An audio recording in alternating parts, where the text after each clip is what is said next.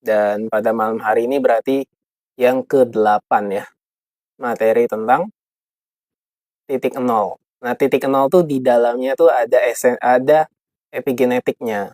Nah, kenapa? Karena kita ini pelan-pelan nih, ya, mulai menuju kepada sosok diri kita yang manusia.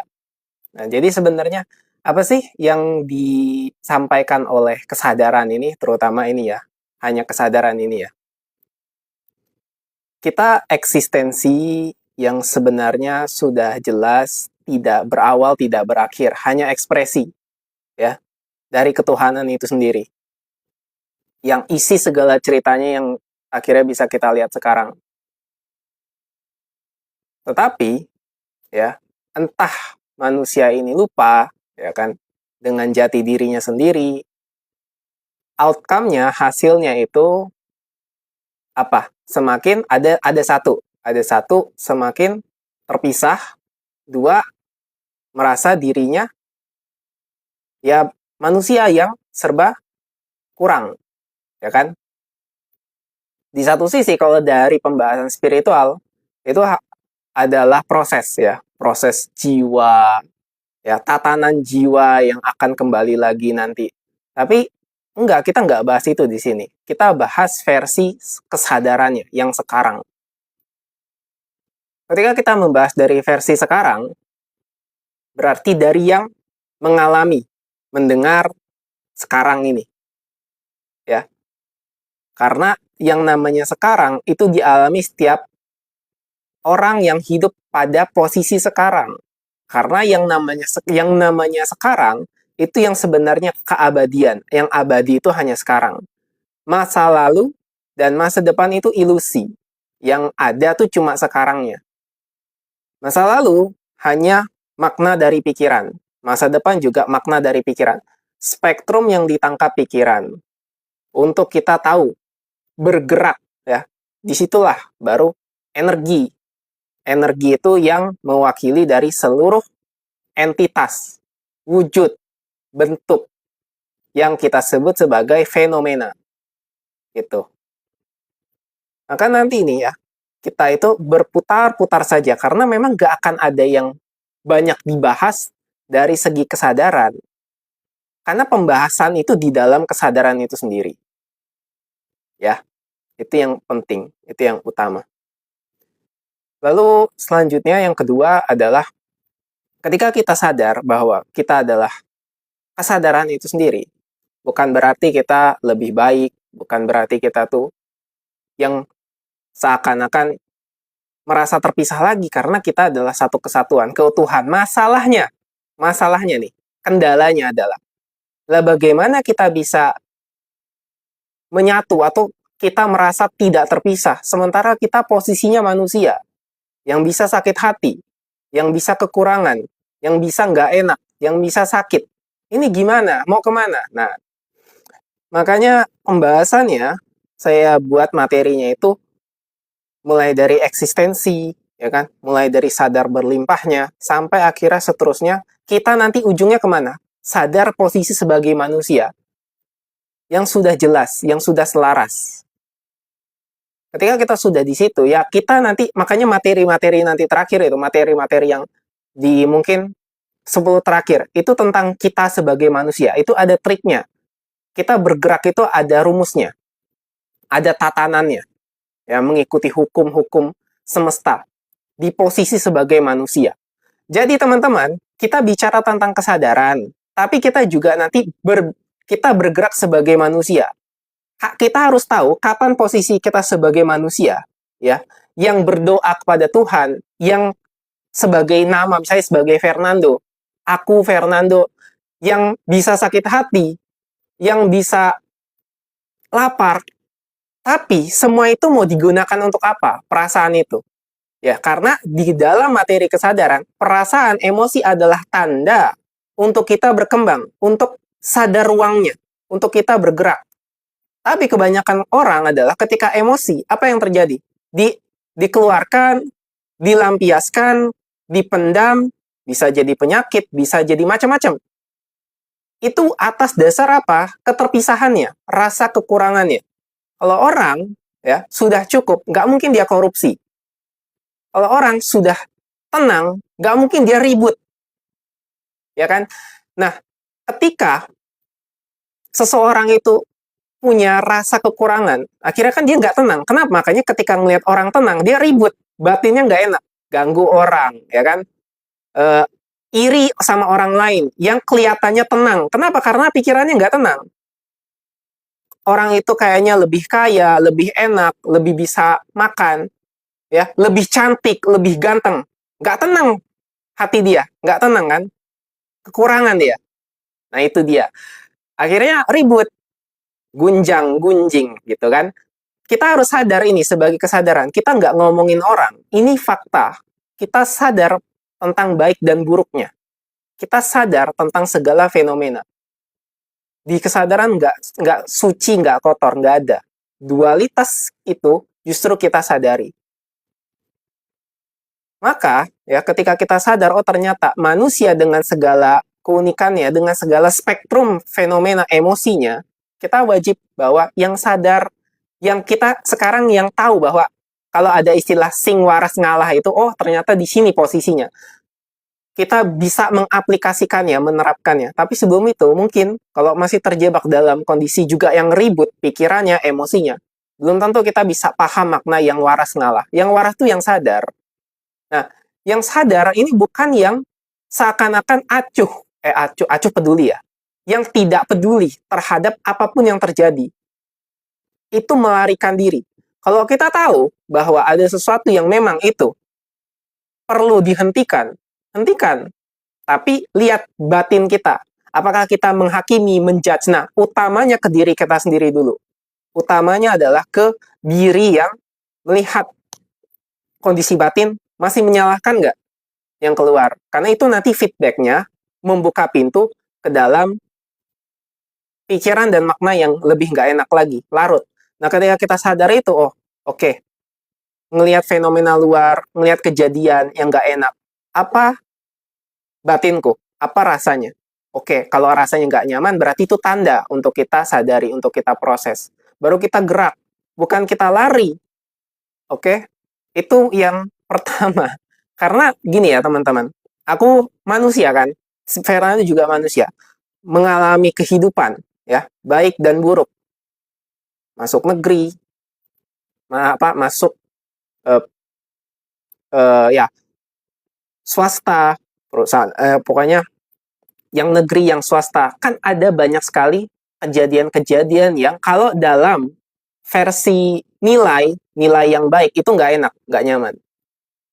Nah, ini juga berhubungan dengan kenapa aku bisa begitu, nanti kita akan cerita di sesi genetiknya. Kenapa aku kayak, apa aku yang salah gitu ya, kenapa nggak mengikuti semua jalan-jalan begitu. Jalan-jalannya maksudnya gini, jalan yang kalau bisa pungli lah gitu. Nah, aku nggak pernah mau begitu. Aku nggak tahu dulu kenapa gitu kan. Makanya aku selalu ditolak di dalam segala aspek yang dulu menurutku buruk. Kalau sekarang buruk keburukan itu ada, tapi nggak ada yang sebenarnya punya kesadaran melakukan keburukan itu karena mereka dalam posisi tidak sadar. Nah, akhirnya makanya di sinilah aku menjadi seseorang yang ngoceh tentang kesadaran karena banyak sekali dalam kehidupanku selama 25 tahun terakhir ya, misalnya kalau aku kan sekarang 30 kan. Usiaku semenjak terjun kuliah gitu kan, ada banyak sekali hal-hal yang gak nyaman di dalam pikiranku. Kenapa? Aku bingung juga. Ini apa aku yang salah? Kenapa kok mudah sekali untuk membuat orang lain rugi gitu. Dan tanda kutip kalau misalnya kita punya nilai gitu ya, punya nilai.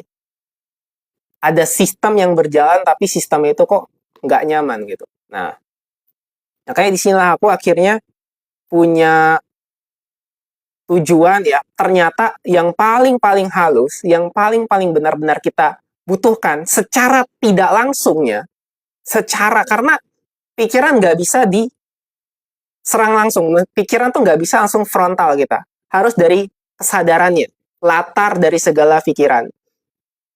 Nah, tapi ternyata setelah aku pelajari, inilah utamanya.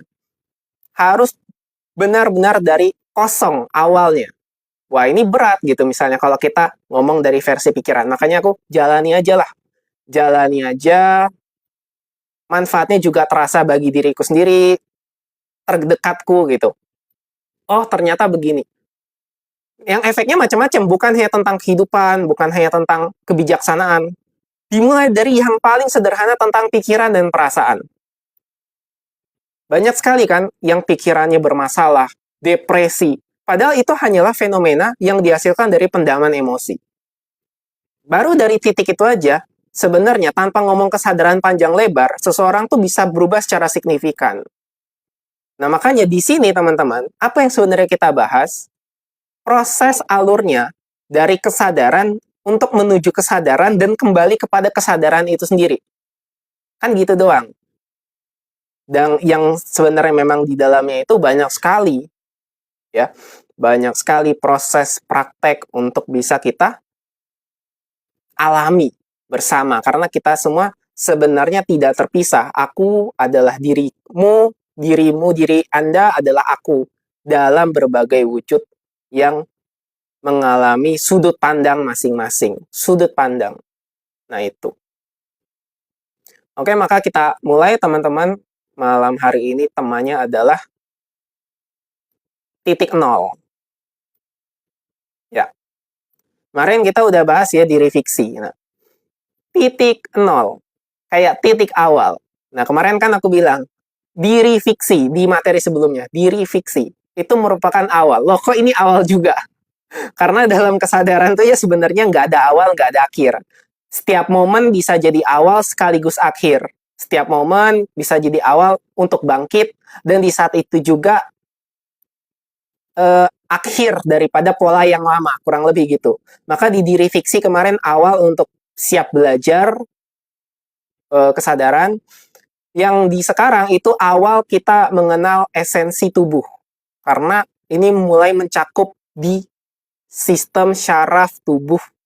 Ya, kemarin kan ngomongannya tentang eksistensi, keberlimpahan, ya kan, masih tentang yang apa ya, hanya di luar, seakan-akan di luar, belum tentang tubuh. Nah, sekarang tubuh, apa yang terjadi dalam tubuh? Jadi kita mulai materinya tuh masuk, oh ternyata ini yang terjadi dalam tubuhku, tentang kesadaran itu sendiri, tentang emosi, tentang pikiran, oh ada rasanya, ya di sistem syaraf. Nah, ini kita mulai pembahasannya di sini, dari titik nol. Karena ketika kita tubuhnya jadi medan nol, titik nol, kita baru mulai dari sini ya, kita baru mulai bisa untuk sadar lebih luas lagi. Jadi kualitas kesadaran atau kualitas penyaksian itu lebih luas, lebih besar, atau lebih meruang. Karena begini teman-teman, pikiran itu dualitas. Dunia ya netral. Dunia itu netral. Ya, dunia itu tidak hitam putih. Tapi ingat, pikiran yang memaknainya hitam dan putih. Oke? Pikiran pasti selalu hitam dan putih karena itu binari. Pikiran sifatnya binari, 01, 01, benar salah, baik buruk, ya. Cuma itu, masa lalu masa depan. Maka yang menyadari si pikiran antara yang dualitas ini ya kesadaran itu sendiri. Sekarang contoh, kita ambil dalam satu konteks, aspek. Kalau kita hanya merujuk pada pernikahan misalnya, pernikahan itu apa yang dibutuhkan? Ya kan? Uang, ekonomi, finansial, stabil, kebutuhan emosional, masing-masing dari pasangan, dari laki-laki dan perempuan tuh siap, matang. Tapi hanya dari situ. Nah, kebayang nggak kalau hanya ditinjau dari satu itu fokusnya, atensinya? Apa yang terjadi? Yang terjadi adalah setiap dari orang yang ingin menikah hanya fokus pada ekonomi, keuangan. Tapi tidak mencakup kesadaran yang lain. Kesadaran bahwa ternyata ekonomi dipengaruhi oleh politik dari hukum. Gitu kan? Nah, karena kebetulan aku nih orang hukum, aku tahu betul kenapa hukum. Maksudnya aku tahu bagaimana prospek dari dulu sampai ke depannya tentang hukum. Yang sebenarnya ini sangat mempengaruhi ekonomi. Nah, ujung-ujungnya adalah ekonomi ini ketika misalnya yang atau pasangan yang terus menikah tapi tidak tahu tentang seluk-beluk bahwa ternyata hukum mempengaruhi negara, negara itu berhubungan dengan ekonomi itu, apa yang terjadi nanti di situ?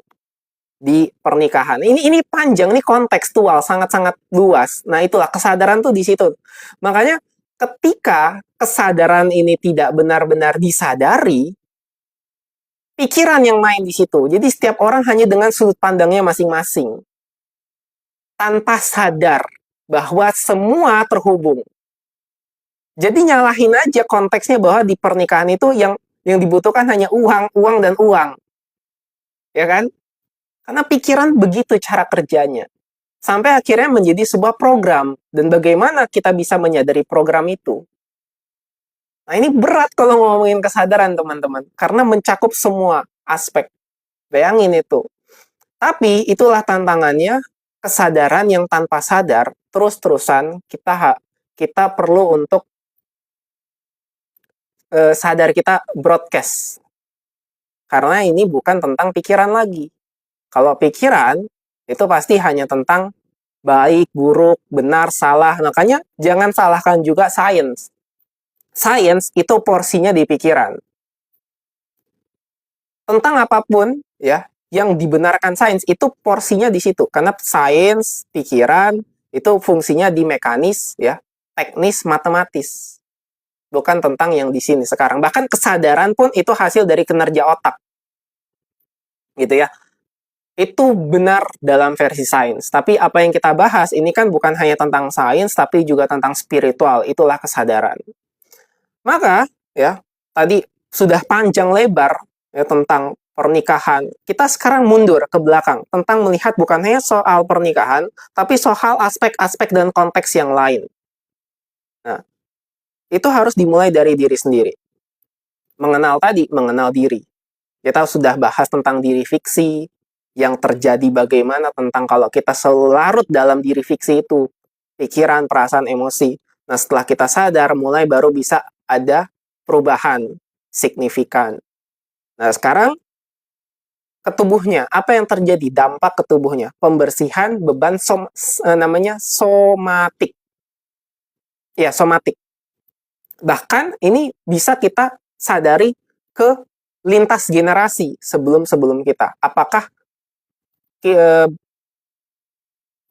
ancestor apa orang tua, orang buyut-buyut kita tuh punya trauma, itu kita selesaikan sekarang. Makanya pembahasan materi malam hari ini tuh titik nol. Kita tuh memang yang menjadi pionir atau menjadi sebuah pemutus daripada yang lalu-lalu. Kalau misalnya ini bahasan spiritual, pasti yang tentang memutus karma deh. Memutus karma, ya kan? Atau past life itu untuk memutus kehidupan masa lalu, kehidupan yang lalu past life gitu. Tapi sini kita nggak banyak bahas itu, cukup sekarang bahwa kita ya posisinya seperti kita punya peta, kita cukup punya peta, sadar oh posisi kita di mana. Nah, oh ternyata kita sudah bisa terpengaruh pada saat sejak kita lahir, sebelum lahir, semenjak dalam kandungan. Nah, orang tua kita, terutama ya ibu dan ayah itu dua-duanya sangat berperan ya. Ketika berkomunikasi, ketika hidup, emosi apa yang dominan. Ketika tidak tenang, apapun ini sangat-sangat banyak variabelnya. Intinya adalah dua, tenang dan tidak tenang. Kalau lebih banyak tidak tenang, itu semakin memicu pendaman emosi si bayi yang ada dalam kandungan. Ya, kalau tenang ya tenang, it's okay.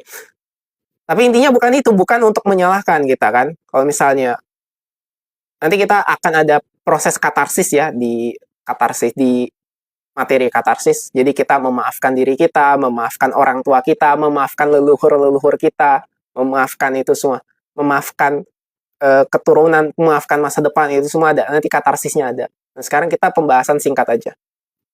Tekniknya nanti pokoknya di katarsis. Karena khusus di sini kita bahasnya sejak lahir, sebelum lahir dan akhirnya kelahiran. Setelah kita sadar, oh ternyata apa nih yang perlu dalami tentang batinku sendiri. Apakah ada banyak emosi, pendaman. Nah, dengan kita sadar sekarang, secara masif dan presisi untuk meriset ya, kembali ke titik nol. Ya, secara total di sistem syaraf ya, kita bisa melakukan restorasi, yaitu collapsing timeline. Penderitaan masa lalu, penderitaan masa depan, dan penderitaan masa kini. Itulah yang disebut dengan quantum ground zero, titik nol. Jadi kode genetik ya, yang warisan leluhur, yang katakanlah nih, ini contoh ya, katakanlah ada kode pembawa sial, ya, apapun lah. Kalau dalam proses ini ya, kita akhirnya, jadi dalam materi pada Mahmir ini kita bahas tuh bukan pembersihannya, tapi teknisnya ya, teknisnya. Dalam proses pendalaman cleaning trauma itu, ke trauma si emosi gitu ya. Emosi kan biasanya pertanyaannya, apa trauma saya, apa pendalaman emosi saya, kapan ini terjadi gitu. Terus bagaimana ini mempengaruhi hidupku, menghambat hidupku. Tapi kalau di sini, di yang collapsing timeline ya, di quantum ground zero, kita nanti justru bukan ke pertanyaannya, tapi ke siapa yang bertanya gitu. Nah, ini lebih tipis, lebih halus. Siapa tokoh idola yang sering muncul di dalam pikiran perasaanku gitu. Terus mulai lagi nanti sadari mimpi apa yang sering muncul. Nah, ini lebih subtle. Tapi ini semua nggak penting kalau kita sudah mau melakukan proses katarsisnya gitu. Maka kalau misalnya dulu itu teknik-teknik dulu ya, di neuro-linguistic programming gitu, aku belajar, oh ternyata ada teknik yang lebih halus untuk masuk lebih dalam, bukan hanya sekedar memproses emosi pendaman yang sekarang, tapi pendaman-pendaman yang lalu. Tapi ketika kita sekarang, untungnya sekarang sudah kita punya teknik metode dari kesadaran ya, di quantum ground zero, maka kita nggak lagi tuh butuh pertanyaan-pertanyaan itu. Tapi hasil daripada proses pertanyaan-pertanyaan itu bisa kita gunakan sekarang. Ada hasil yang bisa kita sadari, kita bisa pakai dan gunakan sekarang. Gitu ya. Intinya menyadari lapisan ego yang semakin halus. Dimensi ego yang ternyata sangat dalam. Dan akhirnya kita sadar bahwa oh, ego ini tidak benar-benar ada. Tidak benar-benar ada ya, bukan tidak ada ya. Nah, ini kata-katanya rancu, teman-teman. Aku tuh nggak bisa bilang bahwa ego tuh tidak ada. Makanya di sini coba kita gunakan pikiran lagi. Pikiran untuk membandingkan dualitas. Jadi kita paham maksudnya, maknanya sebagai kesadaran. Ego tuh bukan tidak ada. Ego tuh tidak benar-benar ada. Ya, tolong disadari ini. Bukan ego tidak ada. Kita ada sebagai ego. Tapi ego tuh tidak benar-benar ada. Oke? Jadi kita perlu sadari lapisannya, lapisan ego yang semakin halus. Nah tadi makanya, kalau misalnya ada kode-kode lapisan pertanyaan yang kelihatannya random, karena ini bukan tentang pertanyaan melenyapkan pendaman emosi, ya. Siapa tokoh idolaku, siapa tokoh otoritas, mimpi-mimpi apa, bahkan tentang yang terjadi mungkin selama ini di kepala. Itu random biasanya, pertanyaan-pertanyaan yang muncul dalam kepala yang perlu disadari. Tapi kita sekarang nggak lagi atensinya perlu ke sana, ke pertanyaan-pertanyaan random itu. Justru kita sekarang sadar di balik pertanyaan-pertanyaan random yang muncul itu untuk menemukan kode. Kode genetik penderitaan masa lalu, masa depan untuk bisa kita sadari.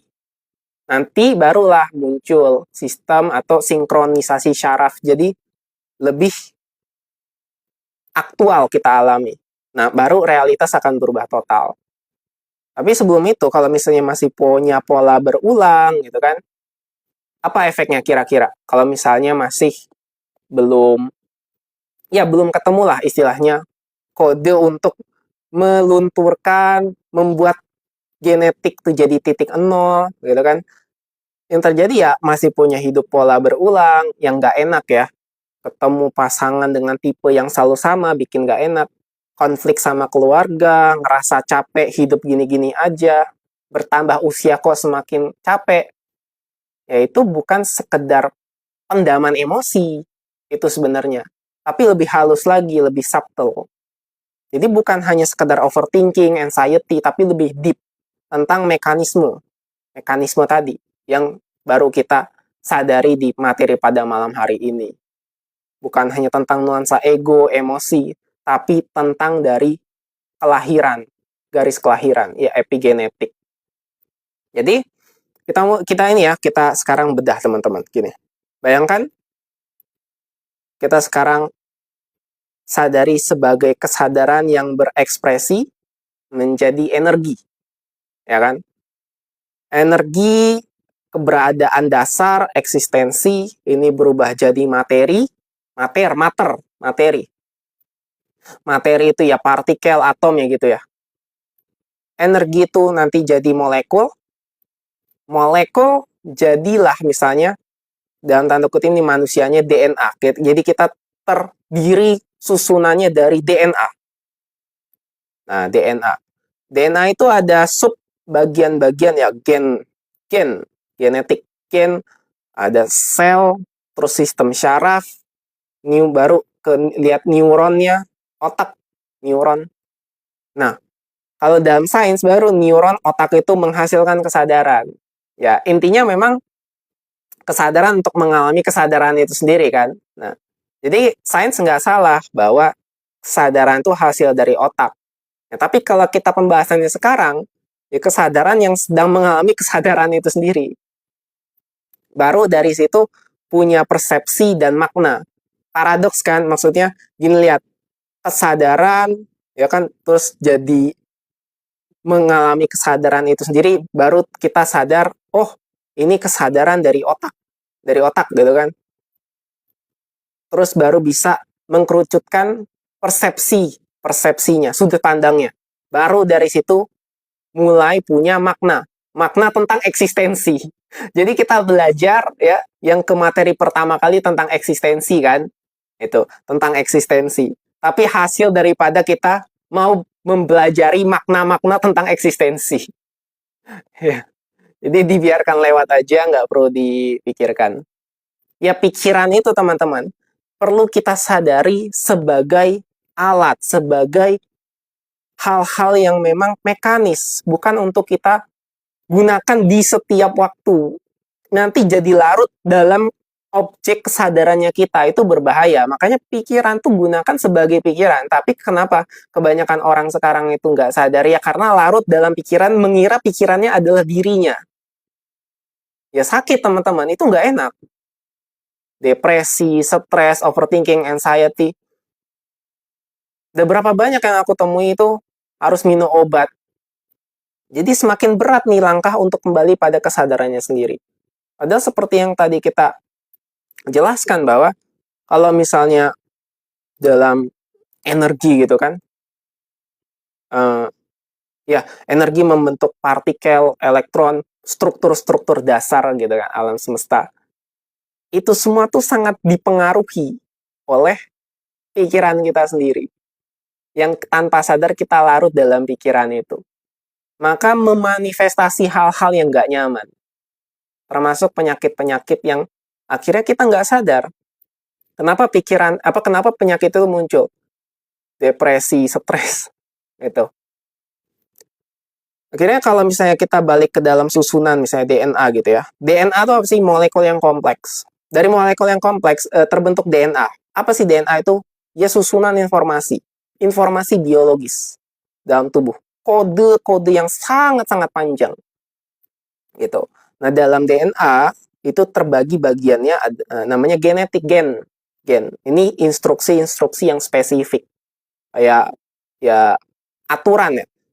Protein dan fungsi-fungsi tubuh tuh di gen. Nah, di situ. Nah, yang kita bahas ini juga tentang epigenetiknya, ekspresi yang bisa kita baca dari gen. Ya, jadi dari epigenetik. Makanya kalau di spiritual itu kita bisa tahu spektrum tentang epigenetik ini. Kenapa sih orang bisa lihat setan? Kenapa orang bisa lihat macam-macam? Itu bukan salah. Di kesadaran tuh nggak menyalahkan itu. Sama sekali enggak. Karena itu tentang spektrum aja. Bukan tentang kayak misalnya, oh itu nggak benar. Enggak. Oke? Nah, terus kalau kita ngomongin tentang sel, ya, sel itu kan energi yang bisa berkembang, bisa bereplikasi. Barulah kita ke sistem syaraf. Ini dipengaruhi tadi dari susunan-susunan genetik ke sistem syaraf baru ke neuron. Nah, apa ketika sudah ke neuron kan pikiran dan emosi. Nah, bayangin balik lagi kan dia muter aja.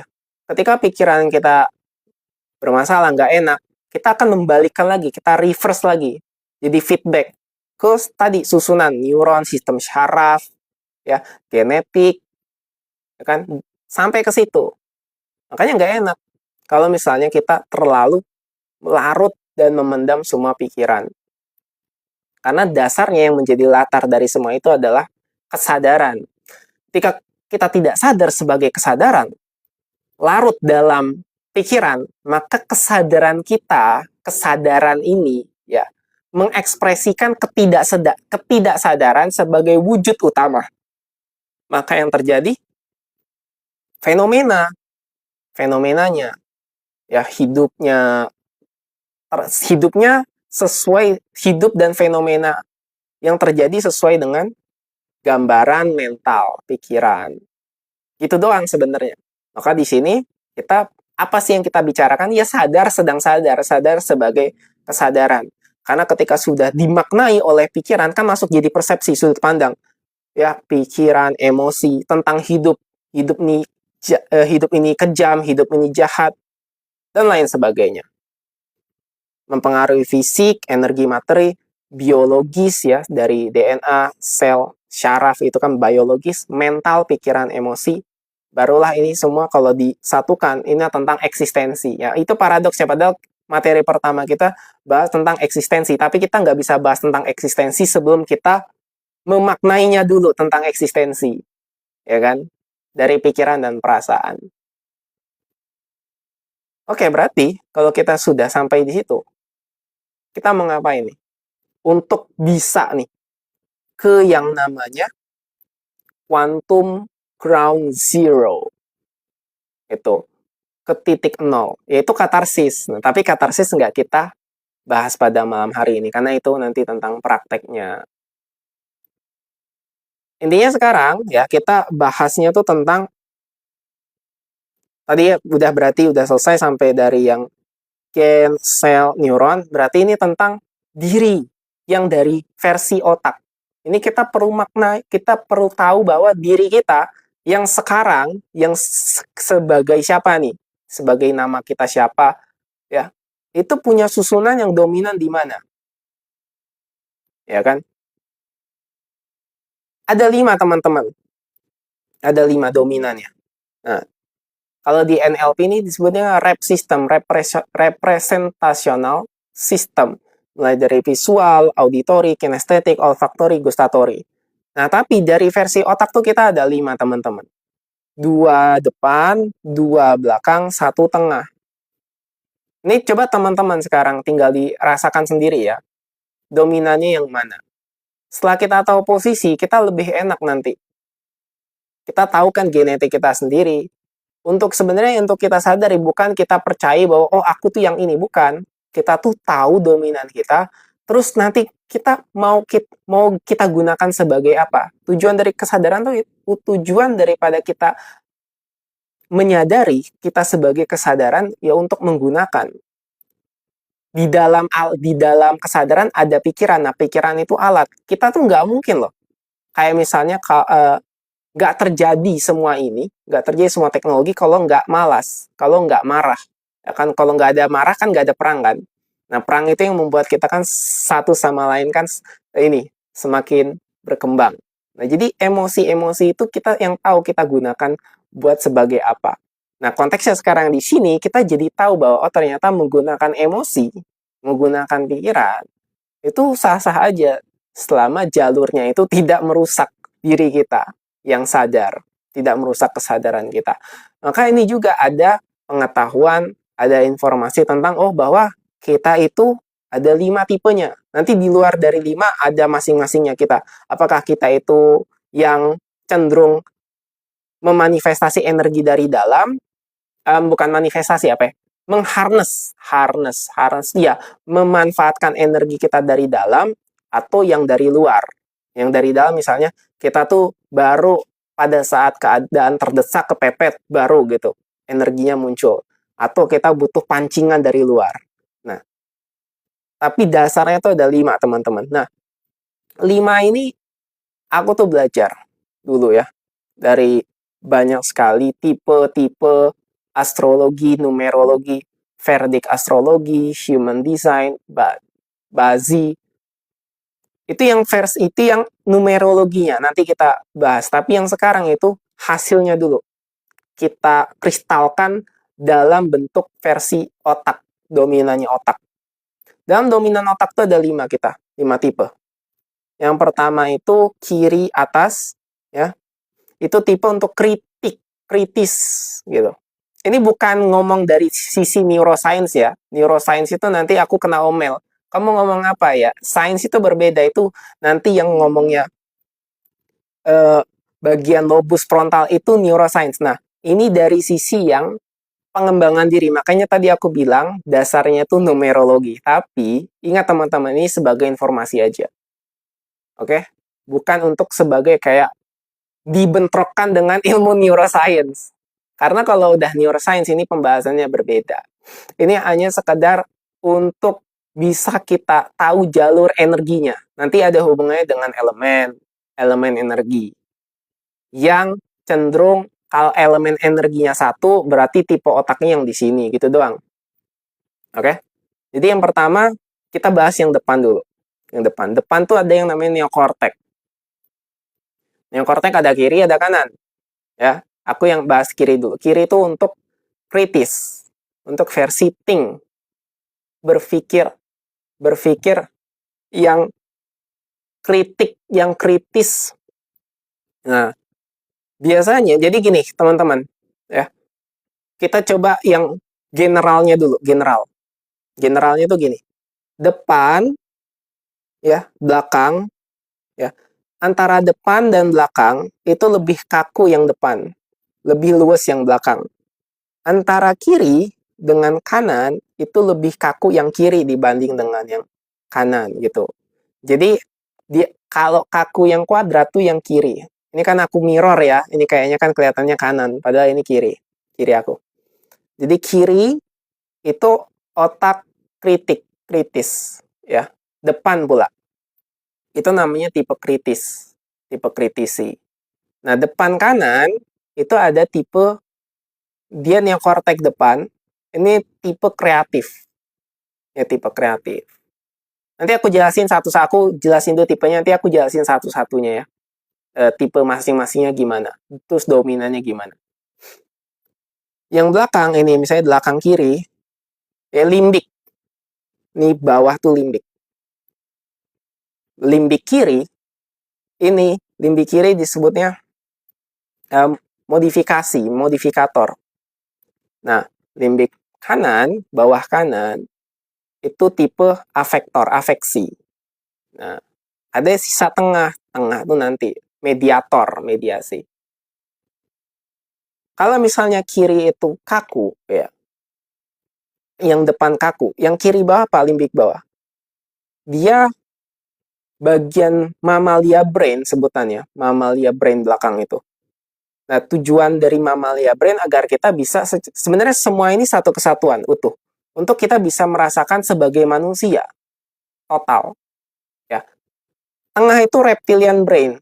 Reptil, brain, terus ada mamalia brain, ada kecerdasan apa bahasa Inggris? Ada otak kecerdasan intinya. Yang depan ini neokortek otak kecerdasan. Nah, teman-teman gini. Manusia itu punya semuanya ini. Jadi, insting bertahan hidup di tengah. Mamalia itu untuk ya pokoknya kasih sayang ya. Makanya mamalia namanya, untuk menyusui, untuk kita mengadopsi. Nah, ada yang tipe di si depan, yang kecerdasan. Tapi kecerdasannya itu berbanding terbalik dengan limbik. Karena ini tentang ego, tentang visi, tentang perang, tentang menaklukkan gitu.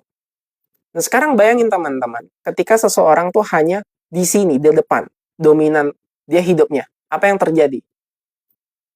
Dia hanya menaklukkan, ya kan?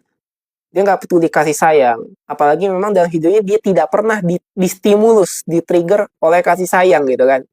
Nah itu dia. Jadi faktor variabelnya sangat banyak. Tapi intinya, semua daripada bagian otak ini, itu ya di manusia. Di kita. Jadi perlu secara sadar, untuk terus kita itu menyadari, oh ternyata aku itu, ya semua ini. Ini penting. Makanya prakteknya itu tentang kesadaran dan cobalah untuk bisa terus-terus mawas diri ya. Maka lanjut kiri ya, tadi udah. Sekarang kanan, kalau kanan neokortek itu dia tipe kreatif. Makanya dia kalau tipe kreatif tuh dia terus-terusan. Tapi yang penggerak itu teman-teman yang belakang justru yang mamalia, otak kerja tuh yang mamalia, yang limbik. Di sini ya, di sini itu nggak kerja, dia mikir doang. Makanya ini kalau misalnya dirunut panjang, ini tipe tipe tipe berpikir, tipe kritik, ini tipe kreatif gitu kan. Yang mengerjakan yang belakang gitu. Jadi kalau yang belakangnya tuh nggak disadari, dia nggak kerja-kerja, dia nggak bergerak gitu, yang bergerak. Tengah tuh intinya untuk menyeimbangkan, itu untuk penyeimbang. Itu jarang pembahasannya. Aku sekarang nggak usah bahas yang tengah, lebih banyak sih, tapi intinya untuk menyeimbangkan aja. Untuk bertahan hidup, untuk penyeimbang. Coba kita bahas dulu yang 4 itu ya, karena ini sebenarnya panjang banget. Kalau misalnya ada seseorang yang dominan, misalnya ada 4 orang nih, 4 orang, ya kan? Ada yang kiri dominan gitu kan, ada yang kanan dominan, yang atas, yang neokortek, yang ini limbik. Nah ini baru dia support tim ini. Tapi kalau misalnya ini semua yang neokortek ya, kiri kanan, berantem nih. Nggak ada yang mau gerak nih, berantem, ide aja terus. Terus sama kalau misalnya, ya, yang di bawah yang semuanya misalnya limbik semua, berpikir keras idenya gimana gitu. Jadi memang kalau misalnya dalam kelompok, cobalah ada empat-empatnya gitu, untuk bisa gerak. Oke? Karena ini bukan tentang misalnya aku yang kiri atas gitu. Oh terus aku cuma itu doang, enggak. Ini tentang dominan aja. Dan itu bisa secara genetik turunan. Itu. Maka dari sini porsinya kita ngapain sih? Kita ngapain sih bicaraan ini? Kita tahu porsi, teman-teman. Tahu porsi. Tahu porsi dan posisi. Sekarang ya, bayangin ya, di dunia sosial media, pembahasannya kan cuma merujuk pada salah satu konsep, pada salah satu sudut pandang. Laki-laki harus bisa begini, begini, dan begitu. Menikah, ya uang banyak. Loh, nggak sadar, tipenya aja beda-beda kok. Ya, ada tipe yang neokortek, kiri kanan, ada yang tipe limbik, kiri kanan. Itu makanya pikiran itu kan nggak mau tahu dia. Selalu merujuk hanya pada satu konsep. Padahal ada tipe pemikir, ada tipe penggerak, ada tipe yang mediasi, macam-macam. Memang kita bisa semua itu, tapi kalau misalnya dari porsi yang sadar, kita misalnya aku nih punya punya karyawan gitu. Aku yang tahu yang posisi tempatnya mereka di mana. Gitu kan? Tahu. Nah, ini tapi gimana kalau misalnya yang sebagai pimpinan nggak tahu, ya? Kalau nggak tahu gimana? Oh, kalau nggak tahu ya udah buat rekrutmen pekerjaan bahwa pengalaman kerja minimal 710 tahun. Enggak, itu yang bercanda. Minimal 1 tahun, 2 tahun. Lah ini apa coba gitu. Nah, Apa ini teman-teman ya?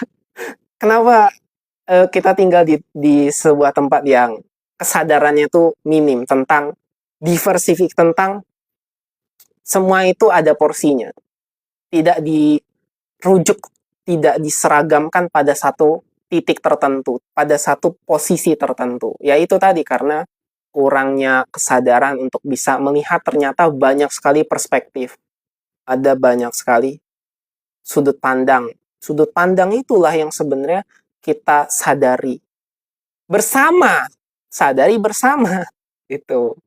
Tapi kita mulai juga dari diri sendiri. Ini panjang teman-teman kalau misalnya bahas tentang tipe 111 tadi. Yang kalau misalnya kalian mau tahu tipe-tipe dominannya, itu memang lewat life path sih, lewat life path namanya. Yang akan kita bahasnya tuh di pertemuan berikutnya. Kalau misalnya teman-teman benar-benar mau tahu gitu, tapi ini nggak penting, kalau di kesadaran udah nggak penting. Jangankan life path numerologi, cakra aja nggak ada, energi nggak ada. Karena di kesadaran tuh kita yang latar tentang semua itu, tinggal kita memilih. Tapi kita juga sadar bahwa sebagai posisinya di sini manusia, ya cukup tahu boleh, cukup sadar boleh. Tapi yang jelas kita tidak terbebani oleh informasi dan pikiran itu. Ya gitu doang sih. Karena aku sudah pernah mengalami itu yang belajar macam-macam toh ternyata tinggal disadari aja. Aku nih ya, contoh. Aku teman-teman, ya, misal misalnya aku dulu tahun berapa ya? Tahun 2016 ya. Aku tes itu ya. Ah iya, aku dites teman-teman. Yang kiri atas, neokortek, bagian kritisi. Ya, kritisi itu katanya chemistry-nya tuh impinan ya. Tapi harus dipangku harus disupport sama yang bagian limbik ya, kiri dan kanan gitu. Nah, terus kaku, terus introvert gitu, nggak bisa ngomong di depan-depan gini, harus di belakang layar. Yang gerak tuh harusnya yang limbiknya gitu, untuk bisa presentasi ngomong bla bla. Aku yang tukang kritiknya aja, terus yang kasih masukan. Enggak tuh, buktinya kalau misalnya sadar, oh aku bukan satu tipe, buktinya aku ngomong aja sekarang di depan kamera dimanapun gitu. Nah artinya apa? Artinya ya kita tuh semua itu, kita semua daripada itu. Ya mungkin memang secara dominan, ya aku lebih kaku gitu kan, kaku karena otak kiri kritisnya nggak ada dominan di yang kanan, tapi bisa aja kalau dilatih. Makanya teman-teman, gini, ketika kita benar-benar sadar semua probabilitasnya itu, ya memang dilihat dari sudut pandang posisi kita saat itu, tapi nanti kualitas penyaksiannya naik. Dari sudut pandang kita sekarang, posisi nih, mau kemana geraknya? Sorry. Mau kemana? Itu bisa. Nah, sadar tuh gitu. Semakin kita sadar, maka opsi pilihannya semakin luas, kualitas penyaksiannya itu semakin naik. Itu doang sebenarnya kesadaran. Yang jelas, kalau sekarang kita tuh mau sadar tentang emosi kita, pikiran kita, utamanya di situ dulu, kan? Emosi bukanlah sebuah hadir nyimak Mas ya, halo Zidan Motoribon. Intinya dengan semua informasi tadi, mau diapain informasi tersebut? Kita tuh berbagai jenis, ada kiri, kanan, belakang, depan, mau ngapain? Satu, sadar kita tuh banyak tipe. Belum lagi archetype-nya, ya kan? Jadi tolong ya, kalau yang di sini mau mendengarkan karena sadar, yang di luar ya makanya hanya merujuk pada satu. Laki-laki dituntut inilah. Aduhai. Itu kan pikiran, makanya pikiran tuh selalu aja membuat masalah. Pikiran tuh selalu aja dalam satu jenis yang itu nggak mau tahu, padahal itu pikiran. Nah, karena udah larut dalam cerita pikiran, akhirnya banyak orang percaya pada pikiran itu. Stres juga karena pikiran itu. Gendeng. Ya. Nah, sekarang kita sadar kita bukan pikiran itu. Ya. Ketika kita sadar kita bukan pikiran itu, maka ada pikiran dan perasaan juga. Nah, emosi atau perasaan itu adalah tanda untuk kita proses, untuk kita sadari, buat kita berkembang. Sebenarnya sesimpel itu, sederhana. Ketika kita sadar tentang emosi, ini menjadi alat. Mau kemana kita dengan energi ini? Jangan sampai menggunakan energi tanpa sadar ini, yang namanya emosi, ya, untuk memanifestasi pikiran-pikiran negatif. Karena manifestasi itu bukan aktivitas, bukan doing, tapi being yang sudah sedari awal, sedari lahir. Itulah manifestasi. Diriku yang sekarang, teman-teman nih ya, tolong ya, catat. Diriku yang sekarang, yang aku dulu nggak pernah punya penggambaran tentang diriku yang sekarang, aku pernah tahun 2015 itu, ya, punya doa, aku nggak salah. Aku tuh ingin bisa menjabarkan apa yang aku nggak ketahui. Apa pokoknya dulu ruwet banget pikiranku. Aku nggak ngerti ini semua. Aku sakit hati. Pokoknya aku dulu tuh ruwet banget. Yang karena aku dibully, yang entah karena aku macem-macem. Nggak enak pikiranku. Ya, karena nggak bisa menjawab banyak hal. Nggak bisa tahu apa gimana ya. Aku punya pertanyaan tapi nggak tahu jawabannya. Stres banget. Nah, pelan-pelan dari karena doa itu proses kan terus. Baru kejawab sekarang. Jadi dari hasil jawaban pertanyaan dulu 10 tahun baru jadinya sekarang. Kan ada prosesnya berarti, nggak ujuk-ujuk tiba-tiba. Makanya ketika kita sekarang, oh ya, sadari bahwa ternyata manifestasi itu bukan doing, tapi being. Bukan aktivitas. Tapi memang sudah sedari awal. Maka, jangan nih meyakini bahwa manifestasi karena afirmasiku. Bukan. Bukan karena afirmasinya. Ini aku jelasin dulu. Ntar ini aku ada captcha. Nah, manifestasi itu bukan karena afirmasi, terus karena journaling. Bukan. Karena saat kamu sudah sampai di titik journaling, itu kamu sudah mulai ada pergerakan. Yang sebenarnya doanya mungkin udah dari awal. Karena di kesadaran nggak ada masalah masa depan. Semua udah terjadi sekarang. Tapi karena dulu itu, yang kita pakai pikiran dulu, terus akhirnya sekarang sudah mulai terjadi, barulah mulai ada aktivitas journaling, afirmasi. Itu sebenarnya untuk mempercepat, untuk mendekatkan, bukan mempercepat, mendekatkan manifestasimu, ya, dengan memunculkan semua emosi dan pikiran nggak nyaman tadi keluar ke permukaan untuk diproses gitu, untuk diproses. Jadi sebenarnya nggak ada yang nggak dikabulkan, semua itu sudah terkabul, sudah di garis finish, iya. Sebenarnya masalahnya kita tidak tidak sadar gitu bahwa ternyata kita tuh sudah di sini, sudah di garis finish, sudah selesai. Tapi untuk mengalami itu semua, mengalami tahap demi tahapnya, momen demi momennya, itu kita jalani nggak, kita alami nggak. Nah, karena udah larut dalam pikiran, nggak mau tuh ngalami momen demi momen itu. Aku yang sekarang di sini juga, ya, itu adalah hasil proses dari manifestasiku yang dari dulu secara tanpa sadar menolak kebatilan. Ya, hidupku tuh kayak dulu tuh selalu aja ngelihat ya. Mungkin karena genetikku juga, karena genetikku tuh beda sendiri gitu kan. Dalam keluarga tuh genetikku beda sendiri. Contoh, tinggiku 176, 76, ya. Ini aku cerita masa lalu, masa pengalaman. Aku cerita pengalaman masa hidupku ya. Ini jangan dianggap ini adalah sebuah uh, apa ya, kayak hate speech, bukan. Misal ya, aku dulu mau daftar TNI katakan, nggak pernah kesampaian, nggak pernah bisa, nggak tahu kenapa.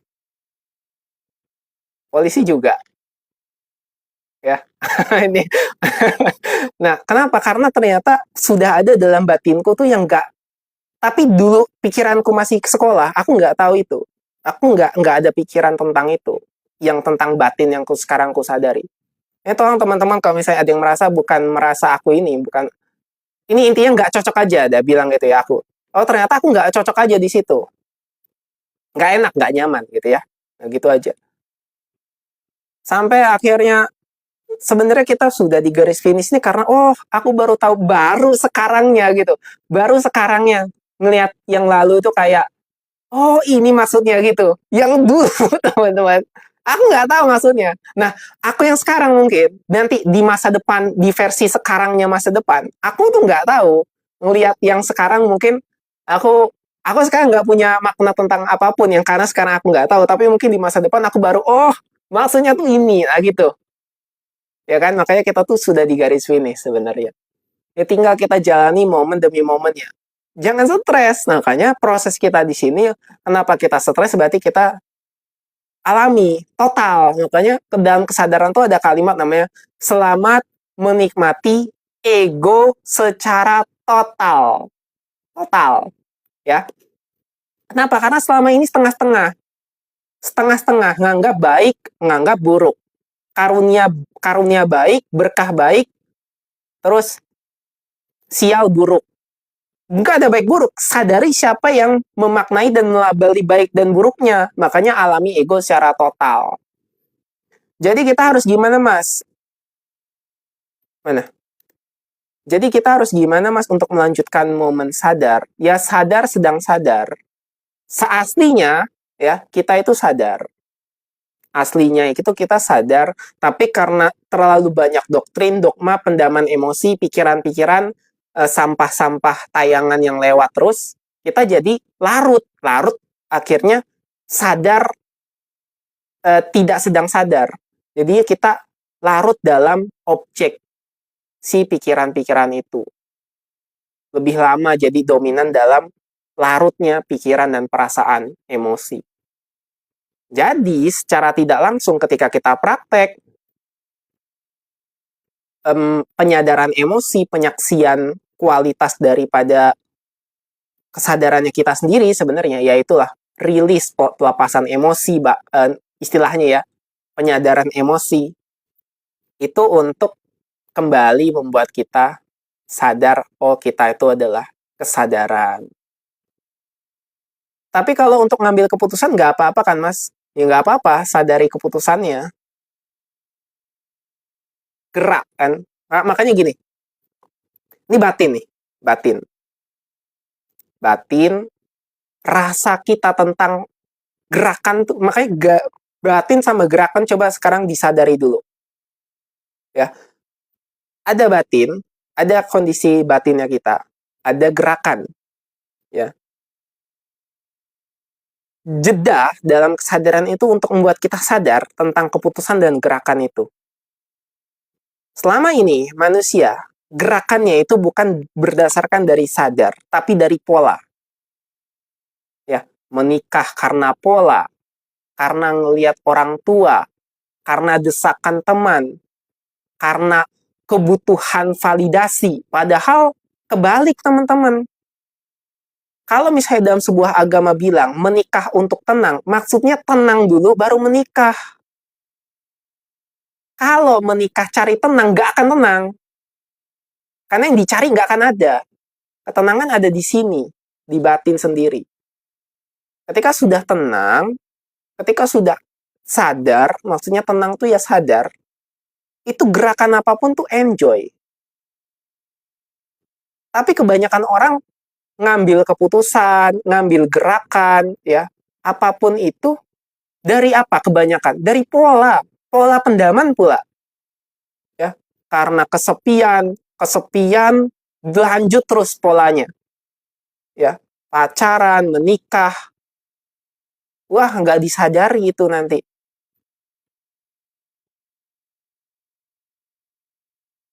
Apapun lah.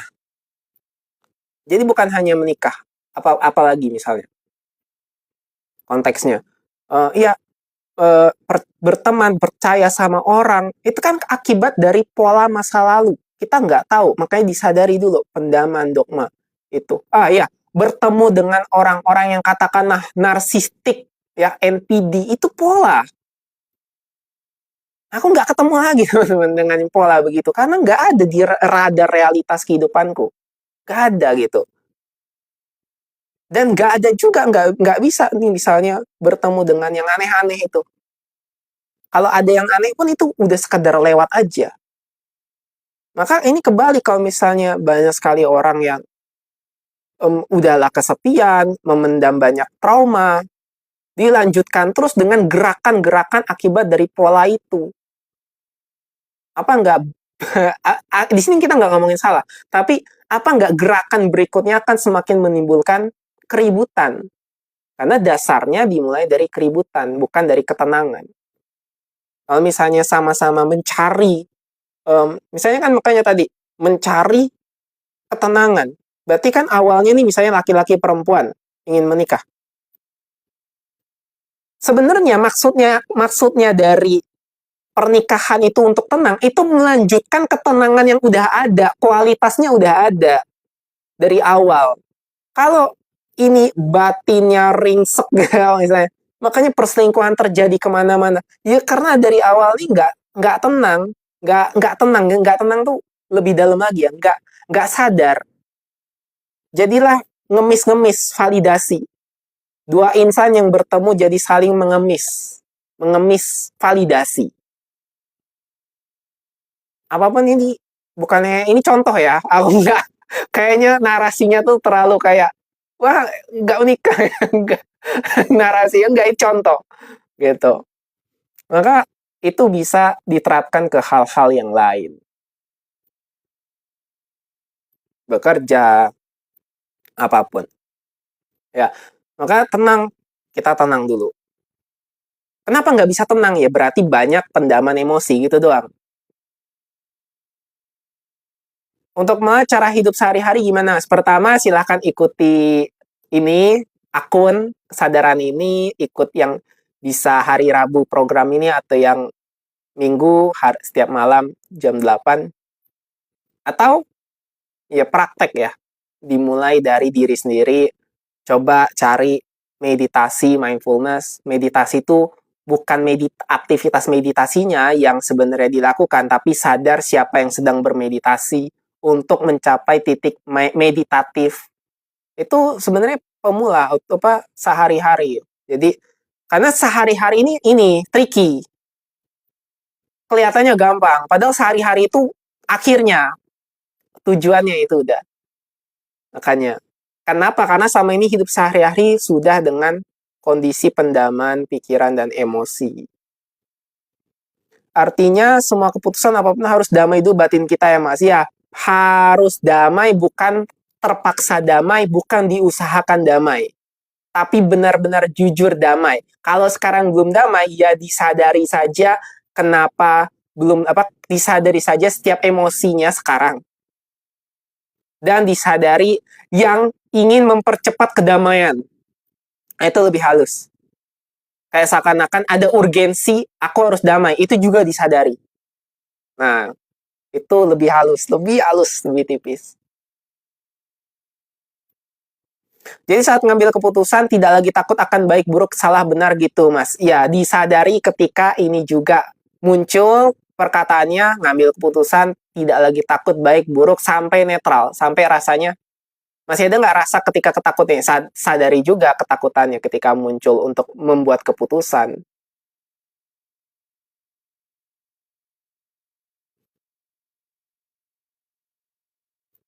Pengemis cinta ya. Iya, jadi kayak ini kan, jadi kayak eh, datang perempuan bertemu nih udah saling mengemis kan karena nggak sadar nggak tenang. Duet dia jadi duet pengemis cinta gitu. Makanya di sini kita itu kembali sebenarnya esensinya kembali kepada diri kita sendiri. Dan setiap ajaran apapun yang disebut dengan agama, nah teman-teman bedakan. Aku kayak aku pernah nggak ya di sini bahas tentang bedakan agama dan dogma agama. Yang kita bahas di sini teman-teman dari awal, kalau dilabeli, ini bahasnya tentang esensi, yaitulah agama.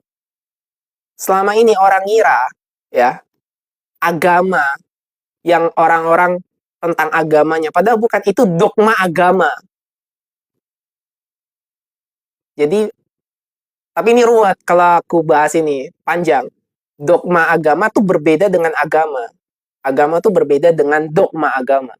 Tapi yang selama ini kebanyakan orang ngira bahwa agama itu, mereka kira itu adalah agama, itu hanyalah dogmanya. Makanya makin larut, makin ribut. Gitu. Ya, esensinya aja disadari. Saya udah banyak teman-teman. Kalau misalnya tuh ya, udah ngikut dari yang awal, dari esensi keberlimpahan, terus ada apa? Coba aku mau lihat dulu nih materinya ya. Yang materi-materi yang dulu itu. Apa aja ya? Kan kemarin diri fiksi. Nah, materi pertama itu ada ini, esensi. Ada esensi eksistensi, kesadaran keberlimpahan. Ada perspektif realitas. Nah, di perspektif realitas kita sadar tentang semua persepsi. Ada perspektif yang secara konteks menaungi persepsi sudut pandang. Nah, gitu sebenarnya. Jadi di sana juga waktu di situ pembahasan iman tuh apa? Namanya fourth dimensional thinking. Di situ dibahas. Jadi ya di kesadaran kok banyak bahas, ya esensinya dibahas, bukan pembahasannya tuh secara gini teman-teman ya. Bedakanlah agama sama dogma agama tadi. Esensi kita itu benar-benar kita jalan, kita jalani aja. Esensinya itu. Gimana teman-teman? Tadi itu kelihatan nggak ini? Beda, kelihatan nggak gambarannya? Aku tuh ini ya tadi ya sampai kehilangan kata-kata momen karena ngeblank sedikit. Tiba-tiba ngeblank. Tiba-tiba enjoy, tiba-tiba nyaman. Kalau diteruskan aku nanti ini, nanti ngeblank tanpa pikiran. Sadar lagi sedang live, oke. Kasihan nanti teman-teman sih ngeliat aku ngeblank aja gitu.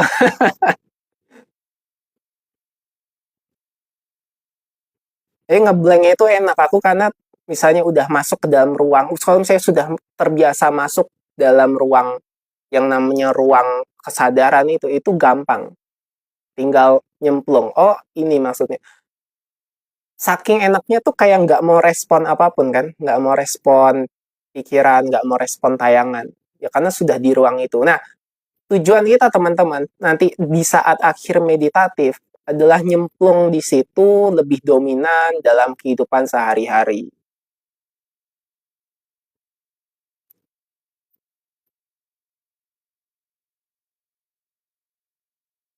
Oke, aku ini ya, aku simpulkan ya, yang dari awal banget misalnya, yang esensi eksistensi itu apa? Esensi eksistensinya tentang diri kita yang eksis, yang sejatinya, tanpa perlu kita pertanyakan lagi. Intinya kita jadi sadar dan paham bahwa kelahiran kita tuh sama dengan kelahiran Big Bang. Jadi kita tidak diciptakan dan tidak ada yang menciptakan. Semua ini hanya ekspresi dari kesadaran itu sendiri. Di mana sebelum Big Bang itu namanya, di mana posisinya sebelum ada Big Bang? Sebelum ada Big Bang itulah sebenarnya wujud non eksistensinya kita. Ya, wujud non eksistensi. Di mana eksistensi maupun non eksistensi sama-sama kualitas dari kesadaran gitu ya. Yang kedua, sadar keberlimpahan, berarti esensinya kita yang sadar keberlimpahan ini kita sudah berasal dari yang eksisnya tanpa batas ya. Makanya kalau ngomongin tentang surga itu ya, surga itu aneh teman-teman kalau kita sekarang mengharap surga. Kita tuh asalnya dari ketidakterbatasan itu yang sekarang sedang mengalami keterbatasan. Ya tinggal kita ingat lagi posisi kita yang tidak terbatas. Tapi kenapa kita nggak percaya? Ya tadi, percaya itu di materi keempat, makanya kenapa kita nggak ke situ? Ya karena kita sudah masuk dalam pendaman emosi larut dalam keterbatasan dan yakin bahwa kita adalah itu. Ya dikabulkan sama kesadaran kita sendiri dong. Kita jadi semakin larut dalam ketidaksadaran. Kesadaran kita mengabulkan ketidaksadarannya kita. Nah, makanya di materi kedua, sadar kebelimpahan, kita sadar kembali untuk mengingat diri kita. Bukan si diri Fernando dengan segala kefiksiannya, tapi diri kita. Diri, nah itu, kita ingat. Makanya gini teman-teman, kalau manifestasi itu, kita bukan mencari, tapi mengingat aja. Mengingat. Nah ini rancu kalau dikata-katakan. Mengingat posisinya itu adalah saat kita terhubung, kita tuh saat ini butuhnya apa. Tinggal kita akses saja. Bukan ingatan semantik seperti gambaran di sini. Ingat aja. Aku dengan perasaan berlimpahku. Gitu aja. Makanya latihan di materi kedua tuh yang tentang berlimpahnya. Sadar dulu esensi berlimpahnya. Nanti dari posisi itu ngingatnya gampang. Ya, ketiga, perspektif realitas, jadi nggak akan ribut lagi soal benar dan salah. Semuanya sudah dalam porsi dan sudut pandangnya masing-masing, spektrumnya. Yang keempat,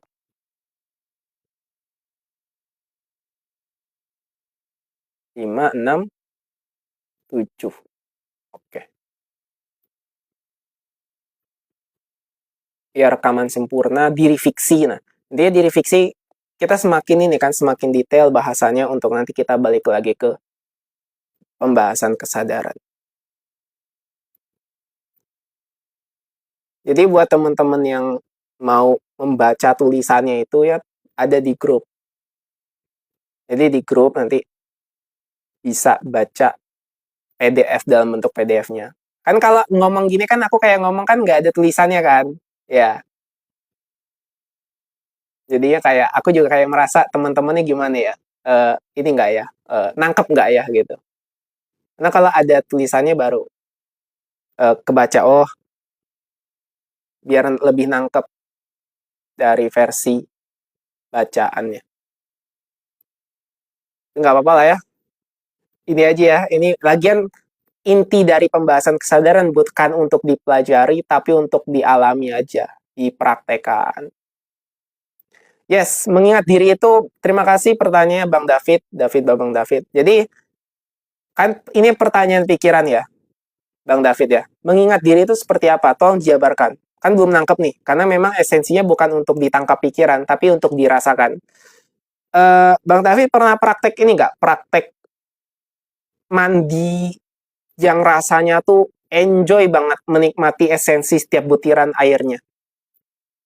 Kayak enak banget gitu. Nah, ketika esensi perasaan itu bisa diterapkan ke sehari-hari, kita mengingat perasaan itu gimana? Rasanya yang berlimpah itu. Jadi ini tentang kita mengingat kembali esensi pada saat di posisi keberlimpahan. Di posisi tanpa adanya intervensi pikiran dan perasaan. Efeknya apa? Efeknya adalah kita tidak merasa terpisah dari siapapun dan apapun. Ketika misalnya kita dihina, oh yang menghina adalah aku dalam bentuk versi yang lain. Ya kan? Gak mungkin sakit hati. Gak mungkin.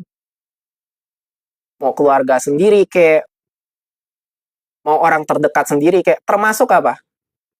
Termasuk ditipu, diselingkuhi, ya. Memang sakit, tapi justru sakit itu. Nah, ini agak berat untuk dibahas ketika ini sudah benar-benar kayak seakan-akan, kan ini aku mengalami itu. Ya aku juga mengalami, teman-teman. Dengan semua rasa sakitnya itu. Sehingga, bukan soal dirasa sakitnya, bukan soal larut terus di dalam rasa sakitnya. Tapi emosi rasa sakit itu mau kita gunakan sebagai alat untuk kembali kepada esensi jatinya kita yang nyaman tadi, atau enggak, itu pilihannya. Nah, kalau iya, berarti segala sesuatu dari posisi kita yang memang nggak enak tadi, yang kita lebih banyak mungkin dalam hidup menarik hal-hal yang nggak enak, ditipu, disakiti, dihina, direndahkan, itu mau kita geser nggak ke realitas yang itu semua udah lewat nanti. Karena kalau misalnya kita berada di situ terus, ya, dengan cara bahwa kita memendam dan terus mengingat bahwa realitas itu yang sebenarnya terjadi dan nyata, ya akan di situ-situ aja. Kalau di situ-situ aja, ya akan sulit bergerak dari posisi itu. Maka, apapun ya, dimulai dari diri sendiri. Nanti ini tanya Mbak Davi, jawabannya akan lebih netral, lebih nyaman ketika kita praktek katarsis di pertemuan ke-10. Sekarang 8 kan? Sekarang 8. Sekarang nanti di pertemuan ke-10. Kayak kita maafkan diri sendiri, maafkan orang tua misalnya. Karena gini, gak ada ya. Kalau dalam versi kesadaran, memang gak ada yang minta kita dilahirkan. Gak ada. Tapi spiritual kan beda. Kalau spiritual ngeliatnya ya kita lahir. Ya. Tapi kalau kita sadar sekarang,